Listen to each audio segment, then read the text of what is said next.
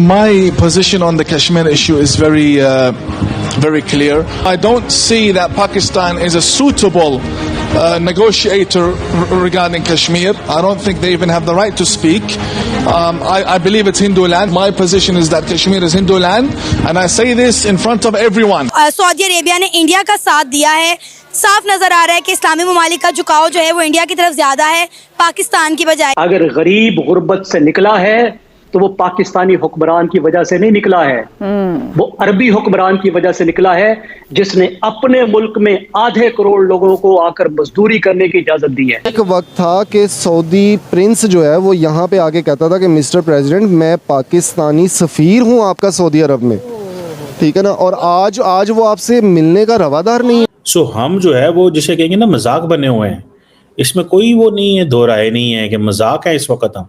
अब हमारे अफगानिस्तान के साथ ताल्लुकात जो हैं, मैं कई दफ़ा आपको पहले भी कह चुका हूँ, पाकिस्तान की जो 50 साल की जो इन्वेस्टमेंट है वो डूब गई है। अगर इंटरनेशनल फोरम पे हम उनको सपोर्ट करेंगे हमारे रिलेशन अच्छे जा रहे हैं। फॉर एग्जांपल ईरान है, ईरान और सऊदीया की हम बात कर रहे हैं, अगर हम ईरान को सपोर्ट करेंगे अगेंस्ट सऊदीया तो हम इंडिया जो है मालदीव की मिनिस्ट्री ऑफ डिफेंस की बिल्डिंग बनाएगा माले के अंदर, और वो सारी इंडिया सपोर्ट देगा।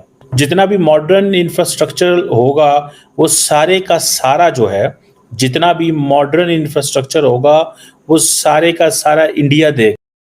कश्मीर के मौक़िफ़ पे आप क्या कहेंगे जो सऊदी अरेबिया ने इंडिया का साथ दिया है? साफ नज़र आ रहा है कि इस्लामी ममालिक का झुकाव जो है वो इंडिया की तरफ ज़्यादा है पाकिस्तान की बजाय। यहाँ पे भी उन्होंने कहा कि ये इंडिया और पाकिस्तान का बायलैटरल इशू है, इसमें सऊदी अरेबिया कुछ नहीं कर सकता। देखें जी, जो स्टेट्स होती हैं ना वो हमेशा म्यूचुअल बेनिफिट पे चलती हैं। आप देखें कि इंडिया की इज्जत क्यों है, क्योंकि इंडिया की इज्जत में वहाँ पे उसके वोट की इज्जत है। वहाँ का वोटर डिसाइड करता है कि जी मेरा वज़ीर आज़म कौन होगा। कि आप अपने पाकिस्तान के साथ 1947 से उठा के देख लें आज तक, आपके साथ इंडिया आज़ाद हुआ सेम टेनोर में, आपके 1 साल बाद चाइना आज़ाद हुआ, उसके 1 साल बाद आपका सिंगापुर आज़ाद हुआ 1948 में, उसके अलावा बांग्लादेश आपका हिस्सा था, आपके 20-22 साल बाद वो भी आपसे अलग हो गया। लेकिन वहाँ पे पॉलिटिकल स्टेबिलिटी रही, वोट को इज्जत मिलती रही, और उसकी वजह से, क्योंकि देखें पॉलिटिशियन जो होता है वो मजबूर होता है, उसको पता है कि मैंने वोट लेके आना है, मैं काम नहीं करूँगा कल को मुझे कोई वोट नहीं देगा, और वो काम करता है। जबकि अगर आप ये देखें कि जब हमें पता है, हम यहाँ पे जो है ना खुद साख्ता लीडर क्रिएट करते हैं कि जो काउंसलर बनने का कैंडिडेट नहीं होता उसको हम प्राइम मिनिस्टर ऑफ पाकिस्तान बना देते हैं, और प्रीवियसली होता रहा। इसी वजह से पाकिस्तान का ये हाल है कि इस टाइम आपने कर्जों की ये पोजीशन है कि $74 बिलियन से ऊपर आप लोग जा चुके हैं। तो आपको इंडिया या उससे मसला आपका इंडिया, जब अब मियां नवाज शरीफ साहब ने जब इंडिया से मामला हल करने की कोशिश की, वाजपेयी साहब चल के यहाँ आए, देखें वो आपसे ताकतवर मुल्क है, उसकी इकॉनमी आपसे बेहतर है, उनकी GDP आपसे बेहतर है। आपके यहाँ पे खटारा मिरान जो है ना इस समय 26-27 लाख रुपए की है, वहाँ पे आपके होंडा सिटी की लेवल की गाड़ी 6.5-7 लाख रुपए की मिल रही है, और ये हवाई बातें नहीं है, ऑन रिकॉर्ड चीज़ें मौजूद है, आप गूगल करके चेक कर सकते हैं। तो वो देखें पूरी दुनिया के इन्वेस्टमेंट वहाँ पे है, सऊदीया वहाँ पे अरबों डॉलर की इन्वेस्टमेंट कर रहा है और पैसे कमा रहा है, तो वो इंडिया से क्यों अपने हालात ख़राब करेगा? जबकि उन्हें पता है हमने ये पाकिस्तान को एक भाईबंदी पे, क्योंकि हमारा इस्लामिक उनसे रिश्ता है, उन्होंने हमें सपोर्ट करना होता है, वो हमें करते हैं। तो लेकिन वो अपनी एक इस्लामिक मोहब्बत की वजह से करते हैं, लेकिन जब दो स्टेट आपस में डील करती हैं वो म्यूचुअल इंटरेस्ट के ऊपर करती हैं। जब तक आपका म्यूचुअल इंटरेस्ट नहीं होगा, इंडिया से उनको बेनिफिट है, वहाँ अरबों खरबों रुपए की इन्वेस्टमेंट है, वहाँ के इन्वेस्टर आते हैं, इन्वेस्ट करते हैं, पैसा कमाते हैं। हमारे यहाँ पे जो है, हम जब भी हमारा वज़ीर आज़म जाता है, प्राइम मिनिस्टर के साथ साथ चीफ ऑफ आर्मी स्टाफ जाता है, जो है हमारे साबका वज़ीर आज़म कहते थे जी पैकेज ले आए हैं, मौजूदा भी जाते हैं, तरले मारते हैं। तो ये कब तक, और भिखारी की पूरी दुनिया में मैम कोई इज्जत नहीं होती है। तो सर क्या लगता है कश्मीर किसका हिस्सा बनना चाहिए? आपने तमाम चीज़ें खुद बता दी हैं, और कश्मीर में आप देख लें जिस तरह इंडिया डेवलपमेंट कर रहा है, वहाँ के लोगों को एम्पावर कर रहा है, वहाँ पे IT के हब्स बन रहे हैं, नौजवान तबके को जो है रोज़गार के मौके दिए जा रहे हैं। तो आपको लगता है कि इस सारी सूरत हाल में जम्मू कश्मीर इंडिया को छोड़कर पाकिस्तान के साथ इल्हाक करना चाहेगा? देखिए जी, कश्मीर ने क्या करना है उसका फैसला ना आप करेंगे, ना मैं करूँगा, ना इंडियन करेंगे, ना पाकिस्तानी करेंगे। उसका फैसला जो है ना वो कश्मीरी हजरात ही करेंगे। और देखें अभी आप ही ने कहा कि वो कर रहा है, अब इस इंटरव्यू से ये लगता है कि यानी कि आप उस चीज़ की फेवर में है, सपोर्ट में है कि जो इंडिया कर।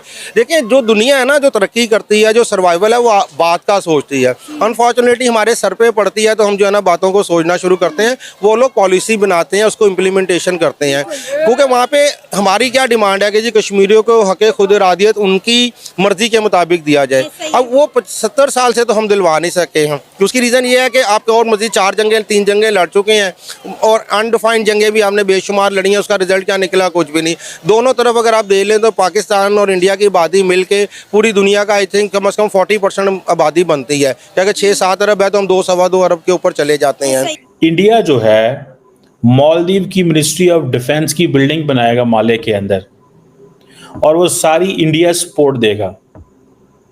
जितना भी मॉडर्न इंफ्रास्ट्रक्चर होगा वो सारे का सारा जो है, जितना भी मॉडर्न इंफ्रास्ट्रक्चर होगा वो सारे का सारा इंडिया देगा, इंडिया ही बिल्डिंग बना के देगा।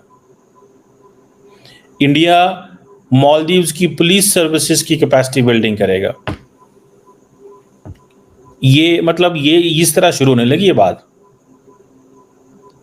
इंफ्रास्ट्रक्चर भी देंगे, ट्रेनिंग भी देंगे, और जो बेस्ट नॉलेज है, प्रैक्टिसेस हैं, वो भी उनको देंगे।